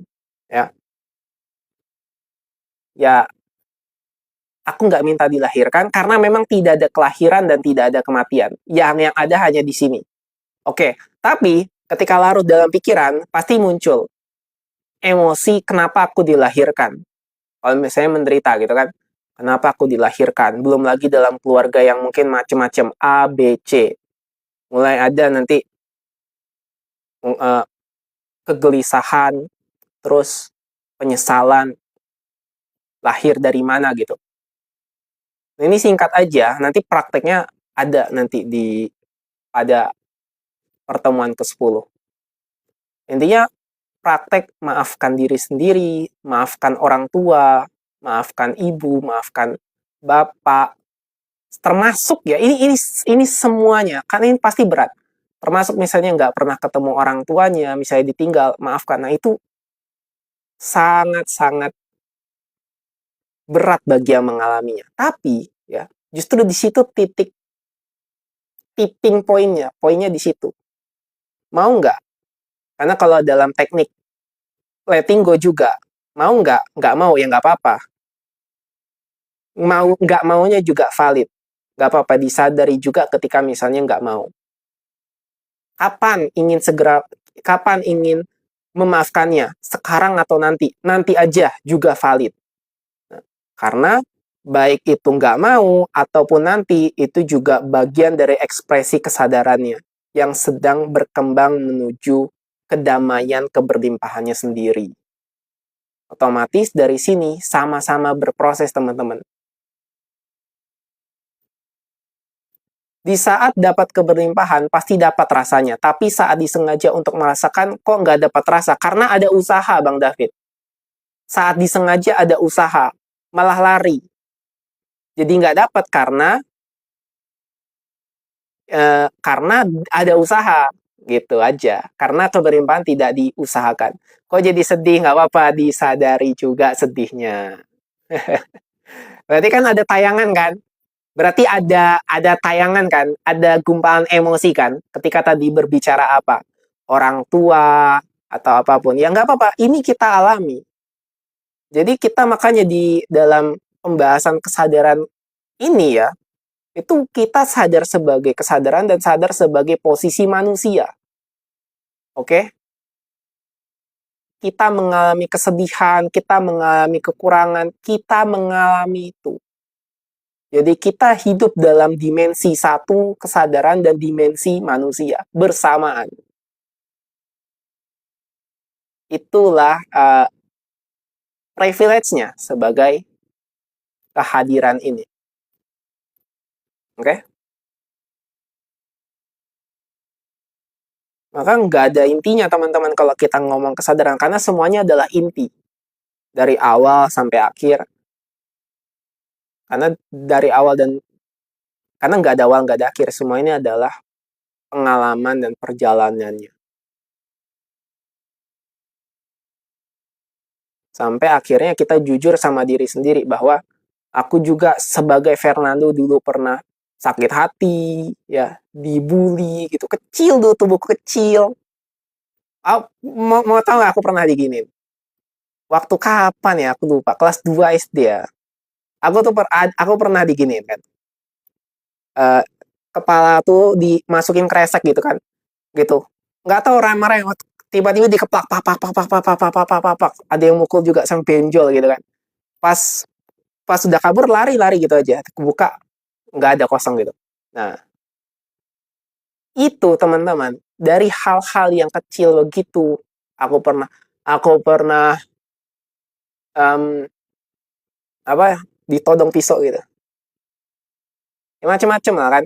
Jadi kita coba lihat perjalanan dari diri kita sendiri, ya, melihat pengalaman-pengalaman masa lalu dan semua yang terjadi. Kalau ada emosinya, sedih, itu validasi dengan kesadaran, bukan dilampiaskan. Karena yang bertanggung jawab dengan semua itu adalah diri kita sendiri. Sampai akhirnya kita ya netral, nyaman dengan semua ini. Jadi nggak banyak bebannya teman-teman. Karena kita hidup ini kan jalan kan, gerak kan, berkembang kan. Ya kan? Ya, masa ketika juga hancur dari segala arah. Ya, kita semua punya pengalaman masing-masing sebagai manusia. Tapi sebagai kesadaran, kita juga yang sekarang sadar bahwa kita berkembang, bergerak. Agar kita itu tidak ya memendam terus-menerus, kita mau bergerak sebagaimana bumi berputar, sebagaimana bumi terus mengelilingi, semuanya bergerak, matahari dan segala semesta ini bergerak. Apakah kita juga tidak mau ikut bergerak seperti itu? Dan justru malah memilih emosi dipendam yang akan semakin memanifestasi ketidaknyamanan. Karena energi kita malah digunakan untuk menolak emosi itu selama 24 jam. Atau kita malah memilih untuk sadar dengan tidak instan mungkin, tapi dengan memprosesnya, semua pikiran dan emosi itu, dimulai dari sekarang ya, pelan-pelan, sampai akhirnya kita benar-benar sadar kosong untuk bergerak terus mengalami kemajuan, mengalami perkembangan dalam hidup. Dan itu butuh jujur sama diri sendiri. Ya. Apakah aku masih bisa sakit hati? Masih dong. Masih bisa dong. Ya kalau kalau hal-hal remeh udah enak. Tapi kalau misalnya kayak kemarin tuh apa ya? Kayak kemarin tuh apa ya? Bentar.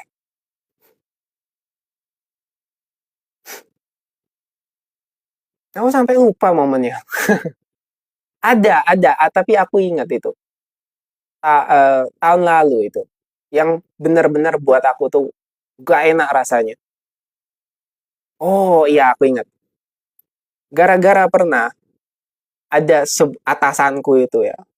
Dia bilang kan, ya kak, kamu itu gak mungkin gitu. Karena dia kan kaya banget gitu ya posisinya gitu. Kamu itu cuma benalu, laki-laki benalu gitu. Karena lihat, kamu nggak dapet akses dari saya gitu katanya. Nah, wah di situ justru ya ada sakit hatinya, tapi karena waktu itu aku sudah, oh aku bisa ngukur nih kan, nggak langsung kayak jatuh gitu kan. Oh justru malah jadi momentum bagiku untuk menyadari emosiku sendiri.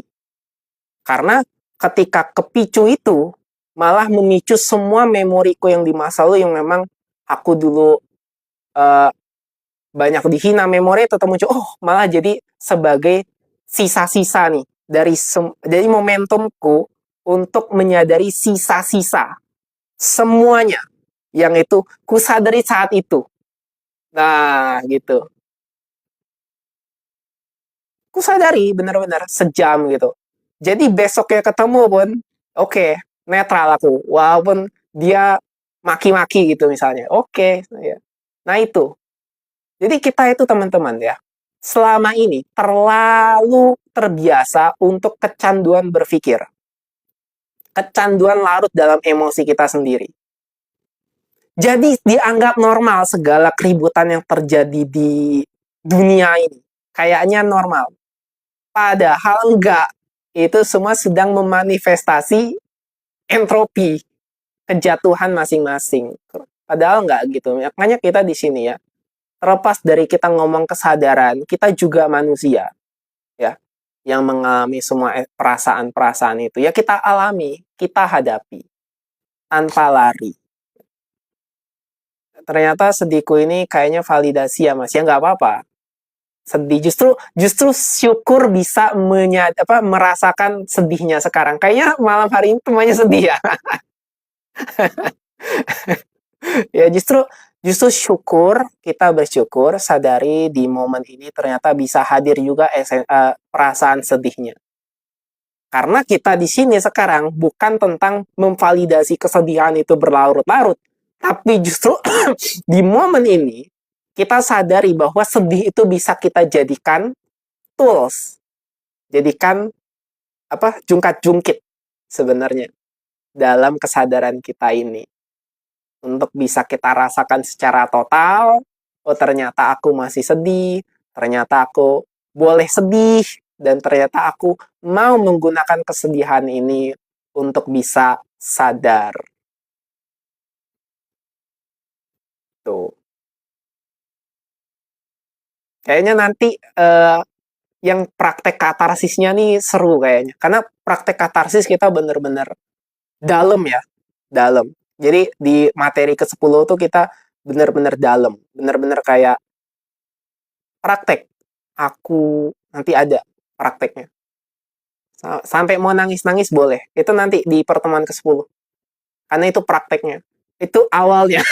Semua jadi awal. Setiap pertemuan jadi awal. Ya, karena dalam kesadaran nggak ada awal, nggak ada akhir. Jadi awal adalah akhir itu sendiri.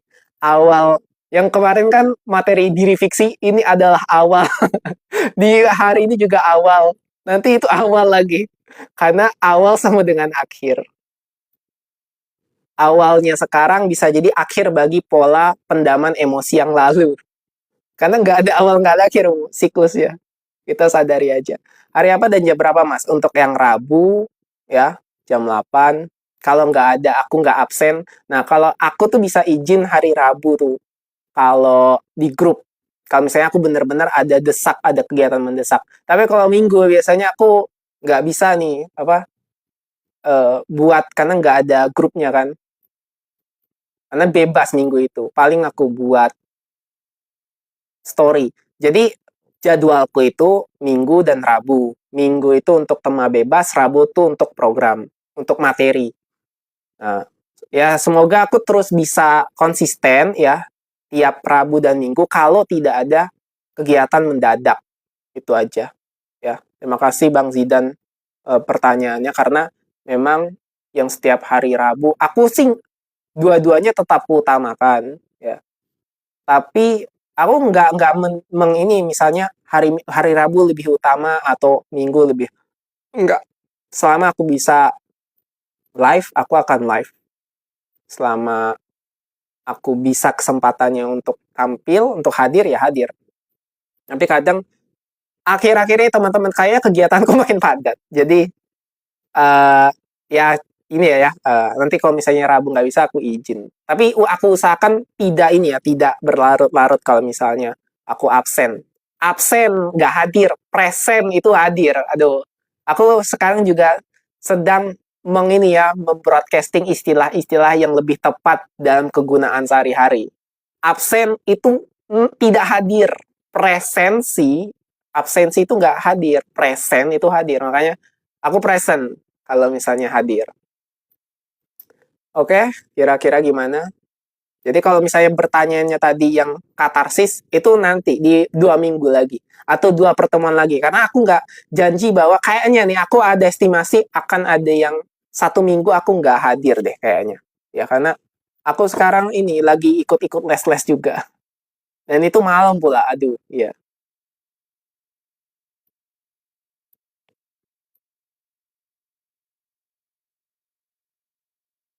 Oke deh. Gimana teman-teman? Apakah masih ada pertanyaan untuk minggu depannya kayaknya aku akan lanjut juga materi atau ada namanya numerologi. Terus baru tuh nanti katarsis prakteknya di yang yang di 2 minggu berikutnya untuk awal untuk mengawali pertemuan-pertemuan berikutnya. Semuanya aja setiap pertemuan awal ya.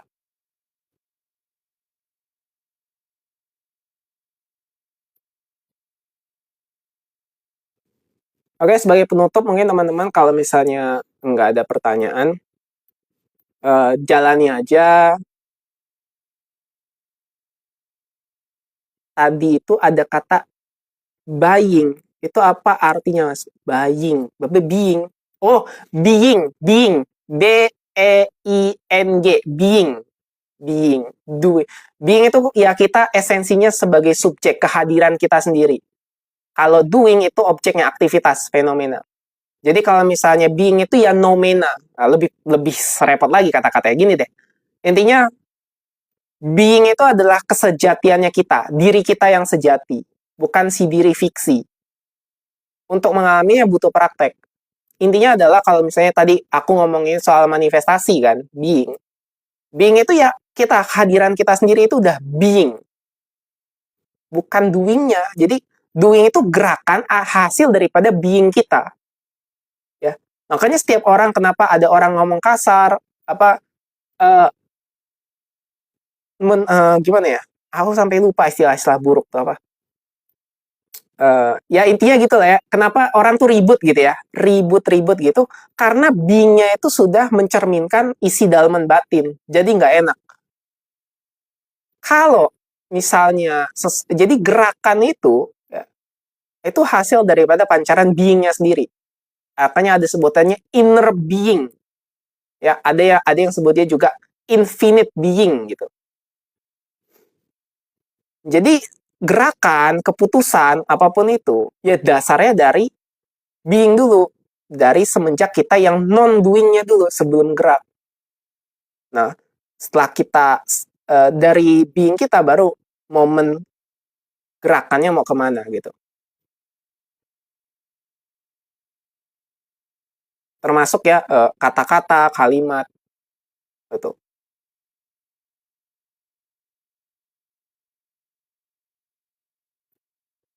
Maka kesadaran ini adalah tentang lebih utamanya ke dalam dulu, baru aktivitas keluar.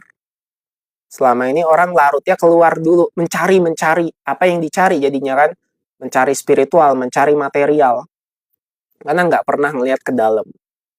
Itu tadi akhirnya ribut dengan semua aktivitas yang seakan-akan itu adalah hal yang normal, padahal yang nggak normal teman-teman. Masa dunia tuh isinya kekacauan, keributan gitu kan.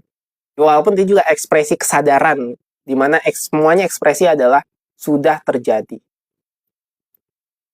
Ketika kita berarti itu yang terpancar cerminannya, maka jangan marah ketika kok kok dunia ini kacau misalnya dalam satu wilayah negara gitu, nggak enak.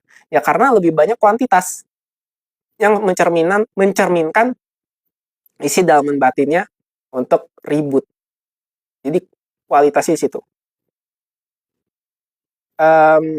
Oke, ini ya yang terakhir ya. Apakah benar Kak ada past life? Kalau versinya sudut pandang jiwa, ya,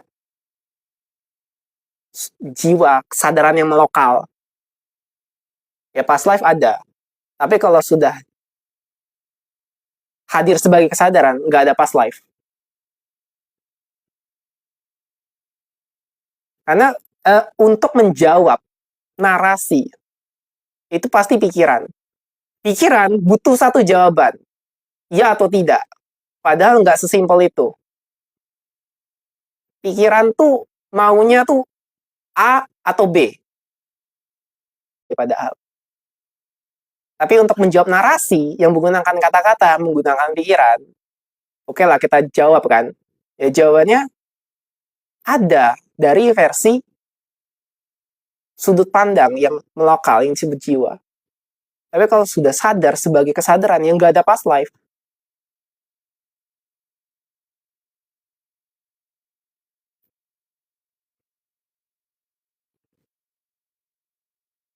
Jadi solusi? Jadi kesimpulannya apa? Ya sadari aja di momen sekarang tanpa perlu repot diintervensi pikiran tentang past life gitu, reinkarnasi gitu, nggak perlu. Ya sadar aja sekarang. Nggak nggak ini sih, nggak kayak misalnya kayak itu keputusan sendiri kayak misalnya, oh aku nyamannya sekarang nyaman, sekarang selesai. Karena kalau udah ngomong pikiran larut ke perasaan, macam-macam nanti tuh efeknya tuh. Contoh ya, misal ada perempuan ya, perempuan ini punya trauma. Terus dia karena punya trauma dia pergi ke laki-laki yang katanya orang pinter, ya kan? Satu, kalau perempuan ini udah trauma, ya punya punya inilah, punya keinginan lah gitu untuk apapun membersihkan luka batinnya gitu kan.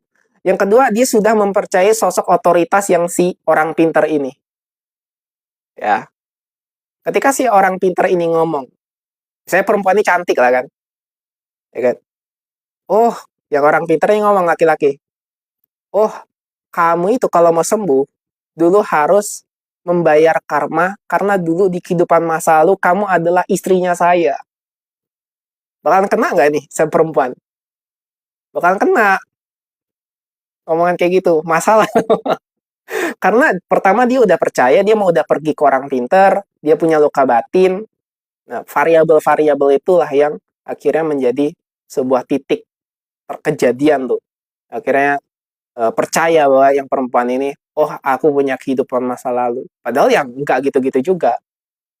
Nggak perlu. Itu jadi malah bisa dimanfaatkan oleh pikiran untuk terlalu banyak, apa ya,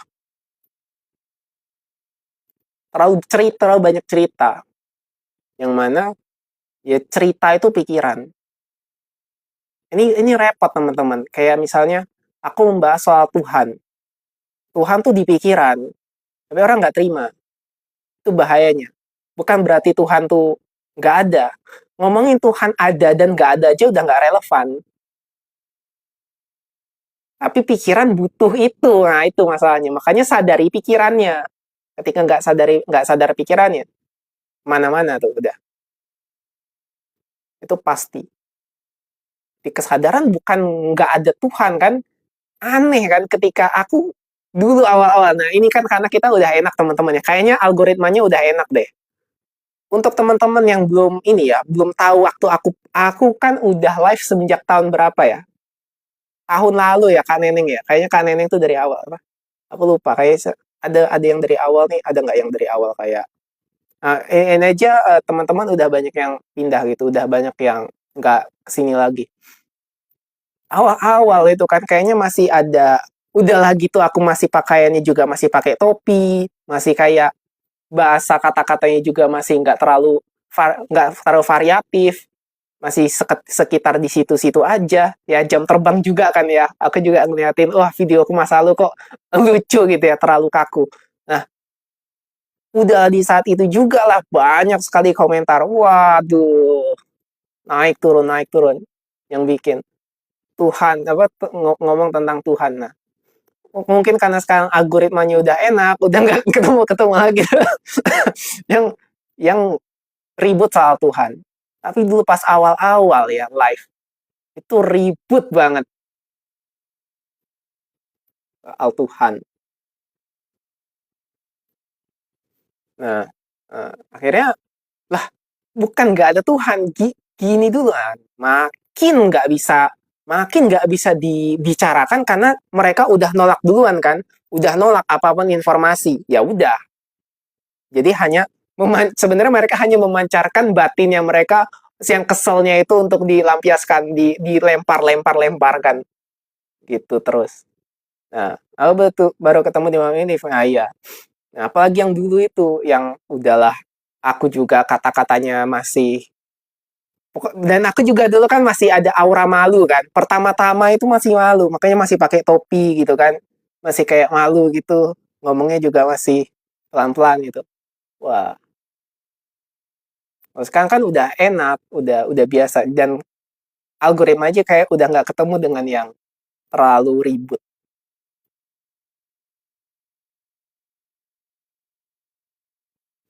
Karena kalau mau bicara soal Tuhan, bukan tentang Tuhan dari pikiran, ini nggak bisa langsung gitu. Panjang. Orang nggak bisa. Apalagi pikiran nggak bisa panjang-panjang, maunya instan. Nah, jadi daripada bahas itu, bahas Tuhan, ya. Boleh bahas Tuhan, boleh. Boleh bahas reinkarnasi, boleh bahas past life. Tapi kita coba di posisi yang sama sebagai kesadaran dulu, yuk. Mau nggak gitu? Nah, masalahnya bukan mau apa enggak, bisa apa enggak, rata-rata nggak bisa karena belum masuk, belum punya kesadaran tentang mengenal, tentang apa sih ini gitu, minimal. Nah, sesuai dengan kesadaran, dengan tagline, apa sih istilahnya ya? Aku yang dulu tuh sering sebut, sampai sekarang juga istilahnya, kurikulumnya, pengenalan, penyadaran, pengalaman, penyaksian, ya kan? Mengenali dulu, menyadari, setelah itu mengalami, bersaksi, syahadat. Menyaksian itu terakhir untuk bisa menyaksikan total segala apapun yang terjadi. Fenomena ini hanyalah objek dari kesadaran itu sendiri. Yes, Tuhan, hantu, malaikat ada di pikiran. Kalau kita ngomongin sebagai kesadaran, itu jadi spektrum. Yang akhirnya kita sadar bahwa semua itu dalam ruang kesadaran itu sendiri. Itu panjang itu. Itu ya. Karena gini sebenarnya. Ngomong ada sama nggak ada, itu kan tentang pikiran kan. Tentang binari. Yes and no. Itu yang pikiran mau. Coba sadari dulu misalnya. Tuhan, setan, malaikat. Itu bisa ketemu dalam itu bisa ketemu dalam kesadaranmu sendiri. Tapi ini kalau nggak praktek, ya, ini bias lagi, pasti bias. Jadi daripada kita belum ya, daripada kita kan karena kita belum misalnya satu spektrum yang sama, daripada kita buang-buang energi untuk berbicara yang sudah pasti bisa diintervensi pikiran, ya lebih baik kita coba yang sama apa yang kita bisa miliki, yang kita sama-sama miliki sekarang, penderitaan, ya kan? Apalagi pikiran, perasaan, ya. Apakah di kesadaran tuh banyak pembahasannya tadi, mau Tuhan, ya, mau alien, ya, mau malaikat, archetype, semua tuh ada bahasannya di sini, ada. Cuman, nah di awal-awal aku juga malah masukin materi yang begitu awal-awal. Apa nggak ribet coba? Apa nggak makin bias gitu? Karena pembahasannya tuh sangat-sangat panjang dan kompleks. Makanya sekarang aku buatlah nih program ini yang terstruktur.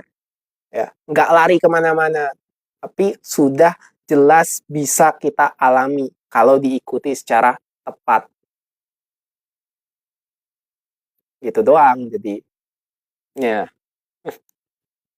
Oke teman-teman, gimana? Kalau nggak ada pertanyaan, kita istirahat. Kita akhiri sesi pada malam hari ini.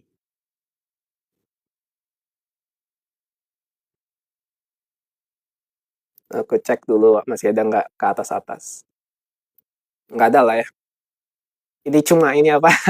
Banyak menyukai ya. Thank you, thank you. Thank you menyukai live-nya. Oke Bang, terima kasih sama-sama semuanya. Makasih Kak, selamat istirahat. Baik, kalau gitu aku tutup. Terima kasih buat teman-teman yang hadir pada malam hari ini, dan terima kasih juga yang selalu hadir, dan yang pernah hadir, dan yang akan hadir. Kita berjumpa lagi next time. See you, dan sampai jumpa di kesadaran-kesadaran berikutnya. Thank you. Bye-bye.